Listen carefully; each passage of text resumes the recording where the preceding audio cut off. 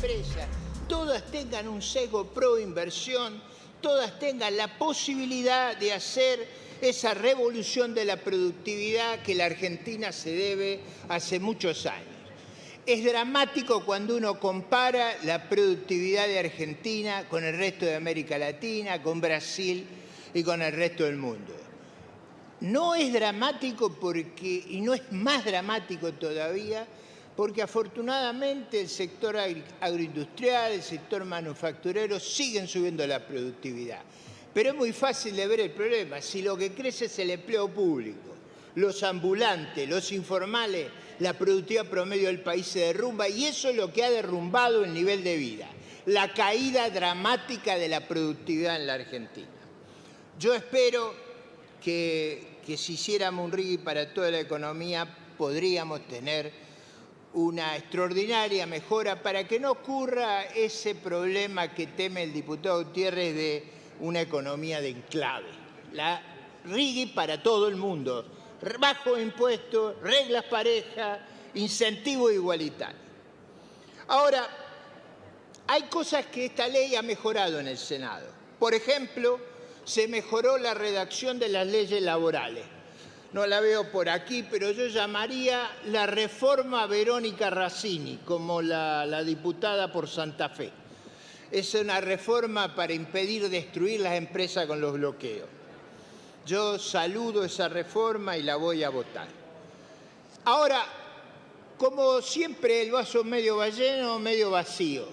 Estamos haciendo esta inmensa ley de desregulación y el gobierno estatiza los diques en la Patagonia, de Chocón, Cerros Colorado. ¿Cómo se entiende esa iniciativa? ¿A quién se le ocurrió? Hacemos este debate de 7 meses para achicar ese Estado monstruoso, elefantiásico, y el gobierno estatiza. ¿Alguien me puede explicar por qué estatizan las obras sobre los ríos Limay y Neuquén? Eso a mí, ¿vieron cuando hay cosas que uno dice, pero ¿a quién se le ocurrió esto? Yo tengo 2 cosas que no puedo entender a quién se le ocurrió. Una son las estatizaciones. Bueno, ahí escuchamos a López Murphy, ¿no? Siempre interesante escucharlo porque además de tener información tiene una mirada económica, es economista, bueno, cumplió un rol muy importante en otro momento de la Argentina y lo está haciendo hoy, ¿no, Nacho? Como diputado. Sí, bueno, y en las últimas horas pidió el levantamiento del cepo, se lo pidió al presidente Javier Milei, que tiene ahí como un sentimiento doble de amargura respecto a las palabras de López Murphy, porque, bueno, es un libertario también, claro, López Murphy, entonces... Se pelearon en los últimos tiempos, exactamente. ¿no? O en todo caso el presidente lo criticó por algunas menciones. Claro, de hecho, dejó de estar... López Murphy lo critica también. Claro, sí. También. En Sí. alguna reunión a donde iba, si estaba López Murphy... ¿no? Sí, prefería no estar. Pero bueno, en este debate, Hugo, lo que hay que decir es que el gobierno llega al menos con la promesa de un grupo de gobernadores vinculados al peronismo de que sus diputados van a votar a favor de ganancias y bienes personales. Es lo más ajustado que tiene el gobierno, pero el artículo más ajustado, porque ya había sido ajustado en la previa hace 45 días, pero en este caso hubo una gestión muy intensa del gobierno con los gobernadores de Salta, Gustavo Sáenz, con Raúl Jalil de Catamarca y con Osvaldo Jaldo de Tucumán. Se vieron hace algunos días con el presidente de la Nación, con Guillermo Franco, también pasaron por Casa Rosada. Y en el poroteo que hacen en la Casa Rosada a esta hora, Hugo, da cuenta de que tienen adentro al menos 4 votos de esos diputados, de los diputados que le responden a esos gobernadores. Hay que ver después si se plasma en la votación. Esto no garantiza nada, no lo estamos diciendo nosotros, sino que lo que está viendo la Casa Rosada, a propósito de lo que entienden que va a ser una votación ajustada voto a voto. Recordemos que tiene que juntar 129 votos el gobierno para aprobar ganancias y bienes personales, pero cuenta con el aliciente de que son los mismos gobernadores los que necesitan esos fondos para cubrir sus rojos, los rojos en términos provinciales. Hay provincias que están asfixiadas, están ahogadas, y de hecho se habla de la posibilidad que desembarque esto te va a sorprender, en las próximas horas, el gobernador de La Rioja, Ricardo Quintela, Nada aquel menos. del... Uno de los más caros del escenario, Exactamente, que recientemente sacó un bono para cubrir parte de los aguinaldos y los sueldos de los empleados ¿no? ¿Te públicos. acordás? ¿Que al final terminó siendo moneda eso o quedó como bono? Es un como un papel patacón, moneda. como en los 2000 fue exactamente, fue una cuasimoneda. Una cuasimoneda. Es una cuasimoneda. Y Lo que pasa es que ahora frente a esta situación necesitan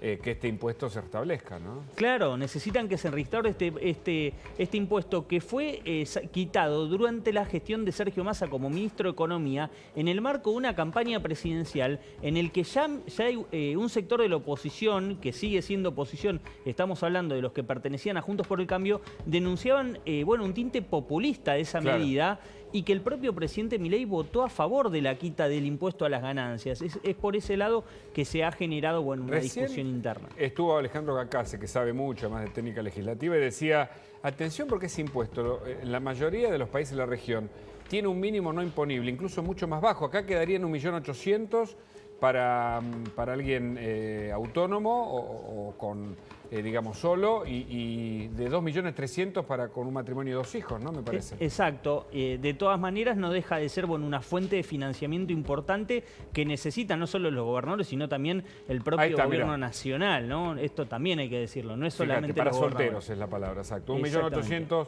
brutos, este es el mínimo no imponible que propone la ley, que se está tratando ahora, y 2.340.000 para un casado con 2 hijos, ¿no? Para una familia tipo, como se dice habitualmente. Totalmente. Y esto vos decís que hoy es la gran discusión, sí, entre otras, ¿no? El resultado de la votación en general, no hay duda, va a ser aprobado. Hay cierta expectativa, no digo dudas, porque el gobierno incluso dice que tiene por encima de los 130. Yo creo que va a juntar 132, 133, salvo que a último momento alguien se desmarque mucho, pero esta situación de los gobernadores peronistas jugando con el gobierno generó un clima muy tenso en Unión por la Patria. Me imagino.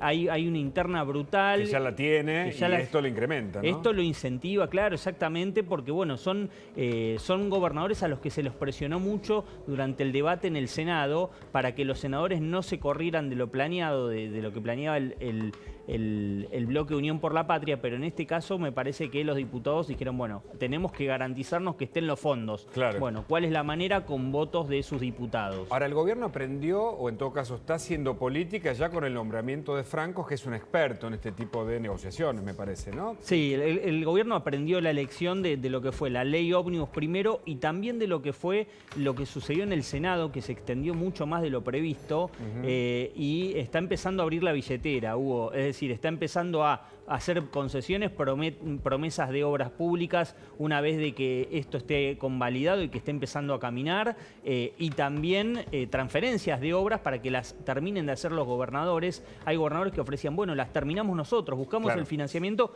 pero al menos denos el aval. Esto era lo que estaba faltando. Está haciendo política. Y Francos dijo, estamos revisando, cuando yo no me acuerdo si lo entrevistó Majul o estuvo aquí, le preguntó, dijo, estamos revisando todas las obras públicas, algunas las vamos a pasar a las provincias, en otros casos del gobierno nacional. Eso es política, pura política, porque a la idea, digamos, inflexible de suspendemos la obra pública, ¿no? Como una medida general, empezamos a articular.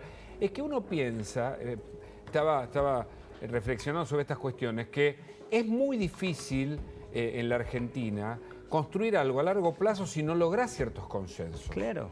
Por supuesto que frente a la inflexibilidad del otro, que quiera, no sé, un dinero como pasó en la megacausa Cuadernos para la obra pública, que esta es la discusión, obviamente ahí no vas a negociar. Claro. Pero en otros casos, con una auditoría como corresponde, la obra pública me parece que motoriza también, ¿no?, la actividad de una economía regional o provincial. Absolutamente.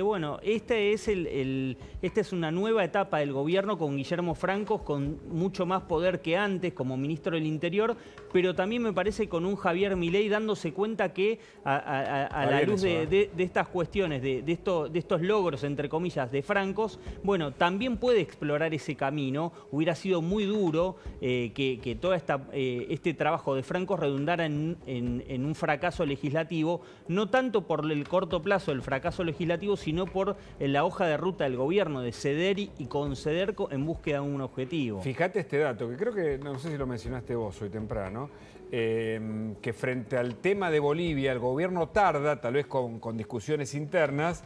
Milei no tuitea, pero sí lo hace la canciller Diana Mondino, que es la que corresponde en este caso. Pero bueno, también allí hay una expresión que no es típica del presidente de intervenir frente a lo que él puede considerar son gestos populistas, pero sí lo hace quien corresponde hacerlo, ¿no? En una comunicación. Totalmente. Bueno, y por otro lado, respecto a esto de hacer política, se habló del tema de los alimentos, la distribución de los alimentos. Claro, ¿no? Fue un capítulo ese... Y ese capítulo judicial con Juan Grabois de un lado, con Casanelo tomando una medida que el gobierno entendía que era a favor de Grabois. Bueno, ¿qué está haciendo el gobierno ahora? Hay una crisis en la Patagonia, hay un gobernador en problemas como es Claudio Vidal. ¿Qué va a hacer Sandra Petovelo, la ministra de Capital Humano? Me comentan que ya le avisó al juez Casanelo que parte de esos alimentos que estaban en galpones, que el juez le había pedido a Petovelo un plan de acción para la distribución de esos alimentos. Bueno, vino Vidal, pidió alimentos y ¿qué hacen en el gobierno? Le van a mandar los alimentos. Hoy, de hecho, a última hora probablemente salga un Hércules, un avión Hércules para Santa Cruz, cargado de alimentos de estos galpones. Por lo tanto, ahí también hay una mirada distinta de cómo reaccionar políticamente ante una situación. Lo que dicen en Capital Humano es, bueno, para esto queríamos guardar los alimentos, para que si hay un gobernador en problemas los pudiéramos distribuir. Pero en definitiva lo que está haciendo el gobierno, no Petovelo, digo, el gobierno, la Casa Rosada es política. Hay un gobernador que vino, pidió cosas porque estaba en aprietos, le pidió al ministro de Salud insumos para hospitales, van a ir esos insumos, le pidió alimentos, van los alimentos que estaban almacenados. Y a propósito de hacer política, el capítulo Sturzenegger, ¿se viene luego de la ley base? ¿Qué información tenés? Bueno, hay un problema, hay ruido con Sturzenegger, particularmente por los pedidos que había hecho. Dicen en Casa Rosada, se ha inflado demasiado, mucha expectativa en torno al desembarco de Sturzenegger. Nosotros, los periodistas, le preguntamos, generalmente decimos, bueno, en realidad son ustedes los que vendieron que iba a haber una reunión entre el presidente y Sturzenegger. El propio Milei dijo, es ministro. Es ministro. Es ministro, bueno, pero estamos instrumentando, ¿no? Se lleva bien con Caputo, a quien es intocable, etcétera, etcétera. Yo digo... Trabajaron juntos, además, en un momento. Claro, bueno. O estuvieron cerca. Ahora están, sí, pero ahora están enfrentados Caputo y Sturzenegger, por eso Milei salió a decir, nadie le va a tocar el traste a Caputo, no va a perder competencias Caputo, pero en definitiva también hay ruido respecto a, no sería ministro, puede llegar a ser secretario de Estado con ¿sería ministro? Con rango de ministro, secretario de Estado, pero con rango de ministro, y no tendría las competencias que quiere tener Sturzenegger más allá de la desregulación del Estado. Es decir, no le van a dar las empresas, no le van a dar las empresas privatizables, no le van a dar las empresas estatales, las empresas públicas, y tampoco le van a dar nada que pueda llegar a interferir en la hoja de ruta de la economía o que los mercados puedan interpretar como que hay una intromisión de Sturzenegger sobre la tarea de Caputo. Así que resta una definición, una reunión entre ambos, pero lo que hoy me decían en Casa de Gobierno, si Federico se pone muy estricto y le exige cosas a Javier que no le pueda dar, que es decir, que el presidente no le pueda dar, probablemente eso termine desinflándose. Excelente, Nacho.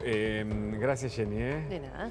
Ya estamos con Eduardo Feynman para compartir este pase. ¿Qué tal, Eduardo? Qué gusto.